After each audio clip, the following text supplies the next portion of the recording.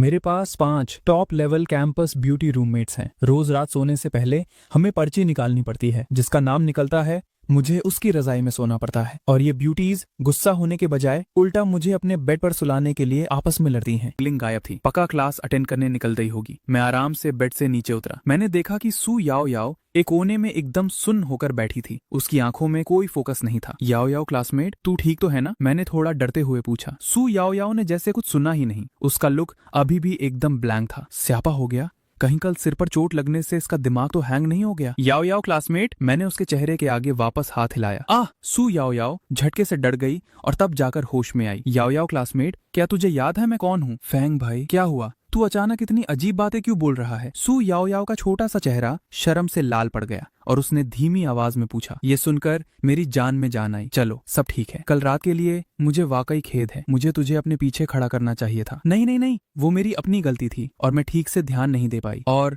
मुझे पीठ पर उठाकर वापस लाने के लिए थैंक यू। अरे तू ठीक है, बस यही काफी है। ठीक उसी टाइम सू जिंगजिंग भी नींद से उठी और नींद में झूलती हुई बेड पर उठकर बैठी। कलेश हो गया, मैं गलती से सो गई थी। पर वेट, मैं रूम के अंदर कैसे आ गई? सू जिंगजिंग ने अपना सिर मसला और दिमाग पर जोर डालकर कल का किस्सा याद करने लगी। अचानक उसने मेरे और सू याओ याओ की तरफ देखा तो उसे थोड़ा थोड़ा आइडिया लगने लगा। फेंग युआन, क्या तू मुझे उठाकर वापस लाया था? मैंने थककर एक सांस छोड़ी और उसे कल रात का पूरा रायता सुना दिया। सू जिंगजिंग सुनकर एकदम सिटी पिटी गुम की हालत में रह गई। पर जैसे ही उसे पता चला कि नींद में उसने ही सू याओ याओ को चक्कर दिलवाया था, उसका चेहरा फिक्र और शर्म से भर गया। वो फटाफट भागकर सू याओ याओ के पास आई। Sorry, I am really sorry Yao Yao दीदी, मैं भगवान की कसम खाती हूँ, मैंने जानबूझकर नहीं किया। सू याओ याओ ने सू जिंगजिंग की ऐसी टेंशन देखी तो उसने एक मीठी सी स्माइल दी। उसने हल्के से सू जिंगजिंग के हाथ पर थपथपाया। कोई बात नहीं जिंगजिंग, मुझे पता है तूने इंटेंशनली नहीं किया। और ठीक बोलूं तो अच्छा हुआ फेंग भाई तुझे ढूंढने गए थे। वैसे आप लोगों को मुझे ढूंढने आने की कोई जरूरत नहीं थी, मैं अपना ध्यान खुद रख सकती हूँ। सू जिंगजिंग ने सू याओ याओ की बात सुनकर एकदम सीरियस रिप्लाई दिया। उसके चेहरे पर अभी भी गिल्ट था। उसने मुड़कर मेरी तरफ देखा। उसकी आंखों में बहुत सारे अजीब इमोशंस थे। वो पक्का जानना चाहती थी कि कल रात लॉन्ग ओटियान और मेरे बीच क्या हुआ था। मुझे ऐसे मत देख, मैंने कोई भी उल्टा सीधा काम नहीं किया है। पर एक बात बता, तू सोते वक्त तलवार गले लगाकर क्यों बैठी थी? भाई बड़ा अजीब डर लगता है इससे, सू जिंगजिंग ने दबी आवाज में बड़बड़ाया। हथियार एक निंजा का सबसे सच्चा साथी होता है। तुम आम लोगों के दिमाग में ये सब नहीं घुसेगा। वेट, मेरी तलवार कहाँ है? सू जिंगजिंग डरकर खड़ी हो गई। बाम! उसका सिर वापस बेड के बोर्ड से जोर से लगा, पर उसने उस भयंकर दर्द की परवाह नहीं की और फटाफट दरवाजे की तरफ भागी। मैंने उसे रास्ते में रोका और अपना सिर थोड़ा ऑकवर्ड तरीके से खुजलाया। जिंगजिंग क्लासमेट, वो तेरी तलवार लगता है मेरे किक से कहीं दूर उड़ गई थी। थोड़ी देर बाद मैं और सू याओ याओ एक साथ कॉलेज के स्विमिंग पूल पहुंचे। सू जिंगजिंग बेचारी एकदम उदास और लुपिटी हालत में हमारे पीछे पीछे चल रही थी। जिंगजिंग, याओ याओ दीदी, तुम लोग आ गए? बाई तियान तियान ने हम तीनों की तरफ हाथ हिलाया। बाई तियान तियान ने पहले से ही अपना स्विमिंग सूट पहना हुआ था, पर ऊपर से उसने एक पिंक कलर का कोट डाल रखा था। उस कोट से उसकी सिर्फ गोरी गोरी और लाजवाब टांगे बाहर दिख रही थी। वो एकदम क्यूट और फ्रेश लग रही थी। भाई साहब, क्या टांगे हैं! मेरी आंखें उन पर ठहर गईं। वो पिंक कोट ठीक उसके अपर थाइस तक ही आ रहा था, जिससे वो टांगे और भी लंबी और बवाल लग रही थी। जब उसने नोटिस किया कि मैं उसकी टांगों को ताड़ रहा हूँ तो उसने फुल नखरे में वहीं पर एक गोल चक्कर घूमकर दिखाया। उसके दिमाग में पक्का खुशी चल रही थी। छोटे युआन, क्या मेरी टांगों पर कुछ लगा है क्या? बाई तियान तियान ने थोड़ा नखरेबाज गुस्से में पूछा, पर उसके होठों की स्माइल से साफ दिख रहा था कि वो मेरे इस रिएक्शन से पूरी तरह सेटिस्फाइड थी। नहीं नहीं, मैं तो बस देख रहा था कि यहाँ के टाइल्स कितने लंबे हैं। मैंने फुल ओवर एक्टिंग करते हुए स्विमिंग पूल के साइड वाले टाइल को घूरने का नाटक किया। जांगचेंग यूनिवर्सिटी देश के सबसे बड़े कोस्टल शहर में थी, तो यहाँ की स्विमिंग टीम पूरे देश में बवाल मचाती थी। हर साल नेशनल लीग में यूथ डिवीजन का गोल्ड और सिल्वर ये लोग ही उठाते थे। नॉर्मल बच्चों के लिए भी हर 2 हफ्ते में एक बार स्विमिंग क्लास जरूरी थी और इन क्लासेस में रिटायर्ड प्रोफेशनल एथलीट्स आकर सिखाते थे। मैं खुद जांगचेंग का लोकल पैदाइशी हूँ, तो मेरी स्विमिंग टेक्निक एकदम ठीक ठाक थी। मुझे इस क्लास का रत्ती भर भी डर या टेंशन नहीं था। और सबसे बढ़िया बात, इस क्लास में आकर आसपास का खूबसूरत नजारा एंजॉय करना भी अपने आप में एक मस्त टाइम पास था। मैंने पूरे पूल एरिया में नजर घुमाई, पर मुझे लॉन्ग ओटियान कहीं नहीं दिखा। लगता है मेरे चाचा ने एकदम ठीक खबर दी थी, लॉन्ग ओटियान सच में जख्मी हो चुका है। चलो, जब तक लॉन्ग ओटियान यहाँ नहीं है, आखिरकार कुछ दिन आराम और शांति से कटेंगे। 10 मिनट बाद सू याओ याओ याओ और सू जिंगजिंग भी अपने स्विमिंग सूट्स पहनकर चेंजिंग रूम से बाहर आईं। हालांकि इन दोनों के सूट्स थोड़े कंजर्वेटिव थे, पर फिर भी इनकी नेचुरल ब्यूटी ऐसी थी कि नजर ही ना हटे। ये तीनों कैंपस ब्यूटीज बाकी सब लड़कियों के बीच ऐसे चमक रही थी जैसे हीरे हों। इनको देखकर लड़कों के झुंड में बवाल और शोर मच गया। फेंग सर, आप तो बाई कैंपस ब्यूटी और इन लड़कियों के साथ पूरे सेट लग रहे हो। बगल में खड़े कुछ लौंडे मेरे पास आकर मजे लेने लगे। ठीक ही है, बस पहचान है। मैंने उनको देखा। ये लगभग सब जांग चैंग के ही लोकल अमीरजादे थे, तो हम पहले से एक दूसरे को जानते थे। ठीक उसी वक्त स्विमिंग पूल के गेट पर एक भयंकर लगभग 2 मीटर लंबा एक चौड़ा सा मर्द प्रकट हुआ। उसने अपनी आंखें छोटी करके सब बच्चों को ताड़ना शुरू किया। सू जिंगजिंग ने उसे एक ही नजर में पकड़ लिया। उसकी सिटी पिटी गुम होने से बची और वो तुरंत हाई अलर्ट पर आ गई। इस इंसान की बॉडी से चक्र का फील आ रहा है। ये डेफिनेटली कोई आम पब्लिक नहीं है। उस पहलवान ने भी सू जिंगजिंग की नजर महसूस कर ली। अर्थ एलिमेंट का चक्र, ये पक्का यंग मास्टर की वही पर्सनल बॉडीगार्ड होगी। यंग मास्टर भी जरूर यही आसपास होंगे। थोड़ी देर में मौका देखकर यंग मास्टर से सेटिंग जमा लूंगा, फिर तो अपना ऑफिशियल एंट्री पक्का समझो।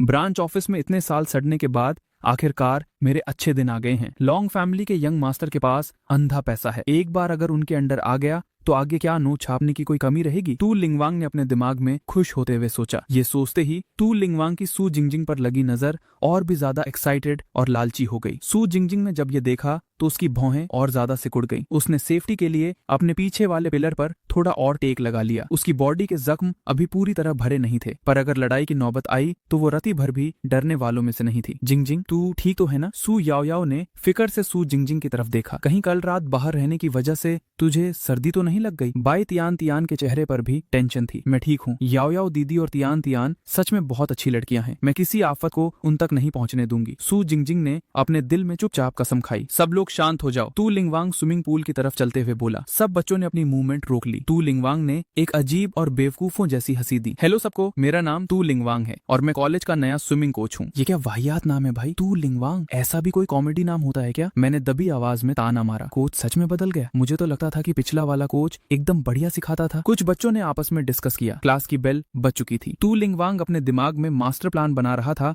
कि किस बहाने से सू जिंगजिंग को बाहर बुलाए ताकि वो उसे अपने यंग मास्टर से मिला दे। ठीक है, सब लोग डिसमिस, जाओ अपने हिसाब से प्रैक्टिस करो। असल में ये तू लिंगवांग बस धोखा देकर अंदर एंटर हुआ था। इसे स्विमिंग का एस भी नहीं आता था। सिखाना तो बहुत दूर की बात थी। क्लास का स्पोर्ट्स रिप्रेजेंटेटिव आगे आया और उसने डरते डरते याद दिलाया, सर स्विमिंग क्लास है तो आप टीचिंग पर कम से कम 2-4 लाइंस तो बोल दीजिए। तू लिंगवांग थोड़ा ऑकवर्ड फंस गया, पर उसने जबरदस्ती अपना गला साफ किया और चालू हो गया।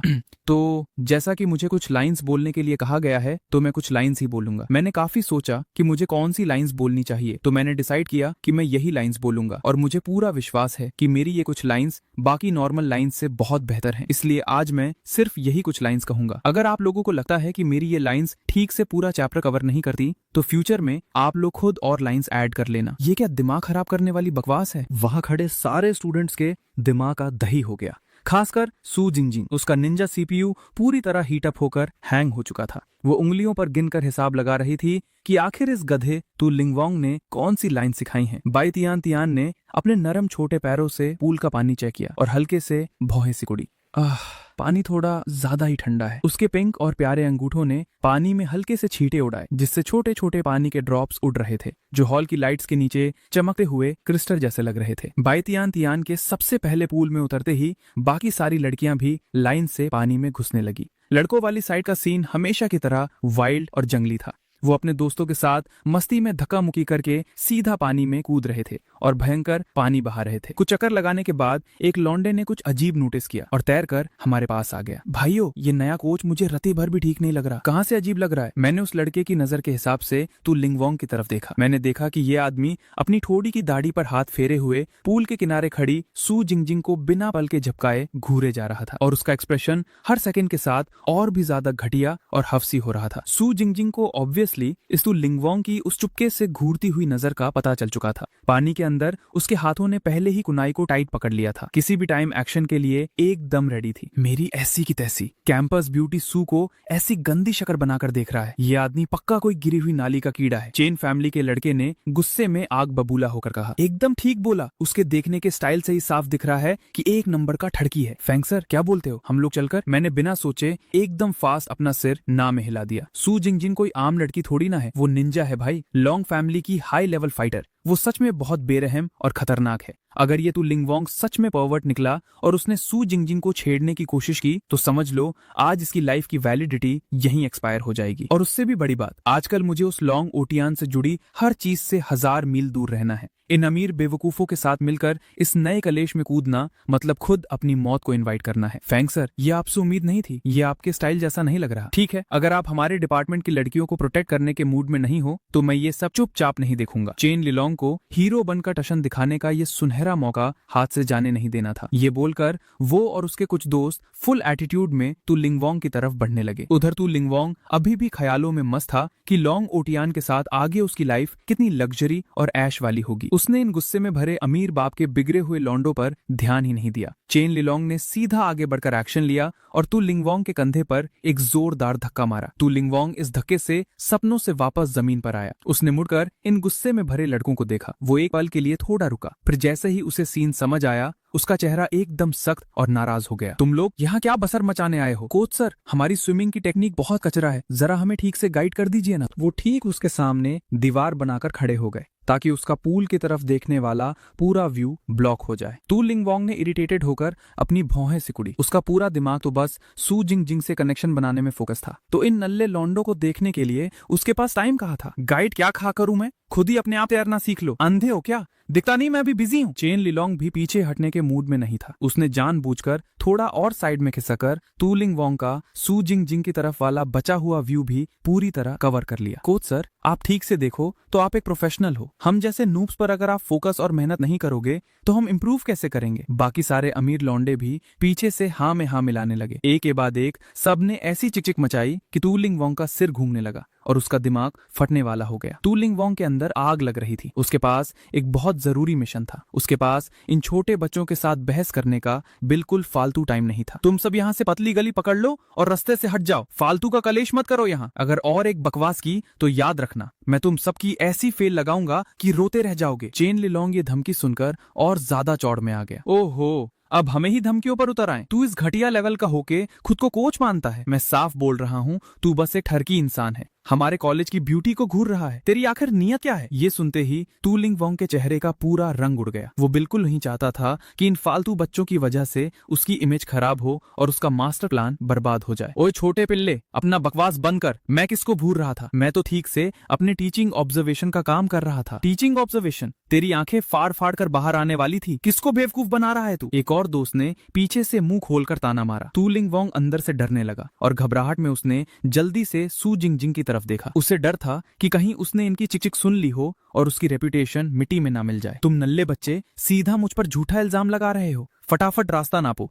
वरना मैं तुम्हें ठीक सबक सिखाऊंगा। चेन लिलोंग और बाकी लोगों ने तू लिंगवोंग का ये घबराया हुआ चेहरा देखा तो उन्हें पूरा कंफर्म हो गया कि इसके दिल में काला चोर छुपा है। वो रति भर भी पीछे नहीं हटे, उल्टा उसे और टाइट घेर लिया। क्यों? हमारी सच्ची बातों से तेरी सिटी पिटी गुम हो गई? शर्म के मारे गुस्सा आ गया तुझे? आज तुझे ये सब ठीक से क्लियर करना पड़ेगा वरना ये कलेश यही नहीं रुकेगा। तू लिंगवोंग अंदर ही अंदर फ्रस्ट्रेटेड और गुस्से में उबल रहा था। उसे पता था कि इन छपरी लौंडों पर ज्यादा टाइम वेस्ट नहीं कर सकता, पर वो उसे इस तरह लपेट चुके थे कि छुटकारा नहीं मिल रहा था। तभी उसके बुरा दिमाग में एक आइडिया आया और उसने डिसाइड किया कि पहले इन बच्चों को अलग ले जाकर ठीक करता है। ठीक है, तुम्हें गाइडेंस चाहिए ना, तो चलो मेरे पीछे आओ। तू लिंगवोंग ने अपने गुस्से को कंट्रोल करने का नाटक किया और एकदम नॉर्मल दिखते हुए बोला। चेन लिलोंग और बाकी दोस्तों ने एक दूसरे को लुक दिया। उन्हें लगा कि इस कोच ने उनके आगे सरेंडर कर दिया है, तो वो मजे में अकड़ दिखाते हुए उसके पीछे पीछे चल दिए। तू लिंगवोंग उन्हें एक दूसरे इंडोर स्विमिंग पूल में ले गया जहां एक भी इंसान नहीं था। जैसे ही उन लड़कों का ध्यान हटा, तू लिंगवोंग ने अचानक हाथ आगे बढ़ाया और जोर से धक्का दे दिया। चेन लिलोंग को इसका रत्ती भर भी अंदाजा नहीं था। छपक की आवाज के साथ वो सीधा पानी में जा गिरा। बाकी सब अमीर जादे दोस्तों ने जब ये देखा तो उनकी हवा टाइट हो गई और वो पत्थर बन गए। तू क्या कलेश कर रहा है? एक दोस्त ने गुस्से में तू लिंगवांग की तरफ उंगली की। तू लिंगवांग ने एक आतिलाना ठंडी हंसी दी। मौत को दावत देने वाले कचरे हो तुम सब। मुझसे पंगा लेने आए हो? आज मैं तुम्हें ठीक से सबक सिखाता हूँ। पानी में गिरा हुआ चेन लिलोंग किसी तरह हाथ पैर मारकर खड़ा हुआ। उसने 2-4 बार पानी निगला और खासा और पूरे गुस्से से चिल्लाया, कमीने, तेरी हिम्मत कैसे हुई हाथ उठाने की? भाइयों, इस पर टूट पड़ो, आज इसकी ठीक से बैंड बजाते हैं। बाकी लड़कों ने 1 सेकंड के लिए सोचा, पर फिर उन्होंने भी तू लिंगवांग की तरफ अटैक कर दिया। तुलिंग वांग भले ही अभी अपनी मार्शल आर्ट्स और ताई जुत्सु ही यूज करे तो भी इन नाजुक और ऐश करने वाले बच्चों को वो चूहियों की तरह पीट सकता था। उसने बस अपने शरीर को हल्का सा शिफ्ट किया, उनकी 0 पावर वाले अटैक्स आसानी से डॉज किए और अपने पैरों से एक एक करके ठीक उनके पिछवाड़े पर लात जड़ी और एक एक करके सबको पानी में फेंक दिया। तुम्हारी पावर मेरे सामने एक कीड़े जैसी भी नहीं है। तुलिंग वांग ने अपने हाथ झाड़े और बहुत घमंड से पानी में छटपटाते हुए उन कचरे लौंडों को घूरा। चेन डिलोंग गुस्से से पागल हो रहा था, उसके दांत कड़कड़ा रहे थे। आज उसकी बेइज्जती लाइफ के सबसे नीचे लेवल पर जा चुकी थी। वो आगे इसलिए आया था